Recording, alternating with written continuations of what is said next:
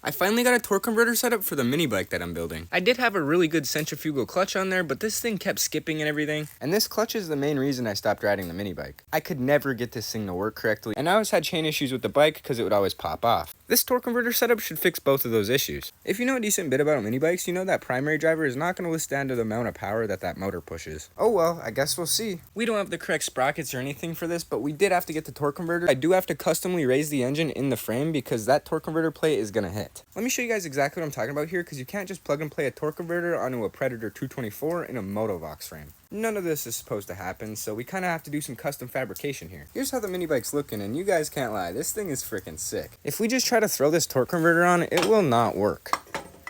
The bottom of the torque converter actually hits the frame, and these torque converters are universal, so you could rotate it, but the back of it will actually hit our motors, so we can't do that either. There's really only one thing we can do here, and that's raising the motor. So I raised the engine on a 2x4, and we got the torque converter to fit. That is a really close fit too. I think it'll work as long as we can still run our stock gas tank. I'm really hoping we can. This is just a mock-up, so let's see if we can get this gas tank to fit in that frame. Somehow I actually fit the gas tank in there. I did have to take the motor out of the frame to fit it in, but it tightly fits. That bottom plate is still touching, and the secondary clutch is really close to the frame and my feet. There will be a guard on there, so I don't really care. And we're also gonna have to fully customize that exhaust again, because this motor is a lot higher now. I also put the rear sprocket on so I can get a general location on where the motor's gonna have to be. But look at this, y'all. I'm a little bit in a dilemma right now. The gas cap is in the center of the frame right here. We have absolutely no clearance to fit our gas cap on. I couldn't even fit the gas tank in there with the gas cap screwed on. So yeah, we're in a bit of a dilemma right now. Do I hit that tank down with a hammer and dent it inwards? Or do I just cut out the panel right here so I could fit my cap in there maybe?